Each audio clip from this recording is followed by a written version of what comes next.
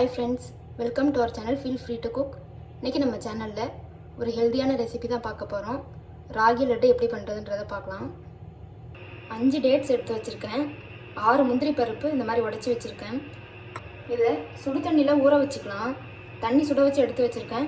இந்த தண்ணியை இதில் ஆட் பண்ணிக்கலாம். இது ஒரு 10 நிமிஷம் நல்லா ஊறட்டும்.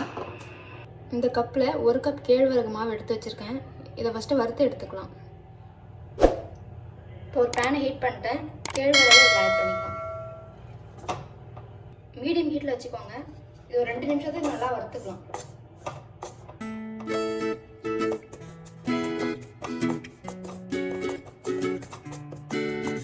இப்போ இது 2 நிமிஷம் நல்லா வறுத்தாச்சு.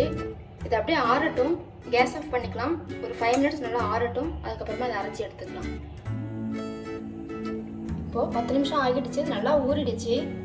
இதை ஒரு மிக்ஸி ஜாருக்கு ட்ரான்ஸ்ஃபர் பண்ணிக்கலாம்.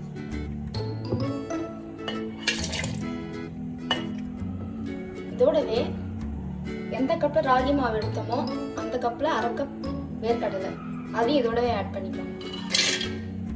இப்போ இதோட 1 கப் வெல்லம் பொடி பண்ணி வச்சிருக்கேன். அதை ஆட் பண்ணிக்கலாம். ஃபஸ்ட்டு இது எல்லாத்தையும் நல்லா அரைச்சிக்கலாம். இப்போ இது ஓரளவுக்கு அரைப்பட்டுருச்சு. இதோடவே நம்ம வறுத்து ஆற வச்சிருக்க ராகி மாவையும் இதோட ஆட் பண்ணிக்கலாம்.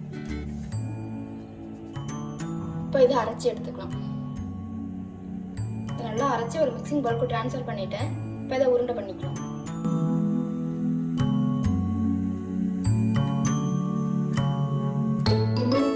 உங்களுக்கு எந்த சைஸ் வேணுமோ அந்த சைஸ்க்கு நீங்க பண்ணிக்கோங்க.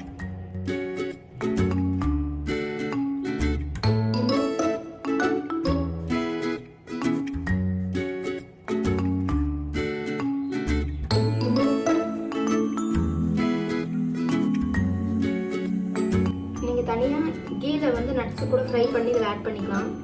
நான் இதில் ஆட் பண்ணிக்கல. இதை ஒரு ஏர்டைட் கண்டெய்னரில் ஸ்டோர் பண்ணி வச்சுக்கலாம். 15 டேஸ் வரை தாங்கும், கெடாது. இப்போ பாருங்கள், நமக்கு ஹெல்த்தியான ராகி லட்டு சூப்பராக ரெடி ஆகிடுச்சு.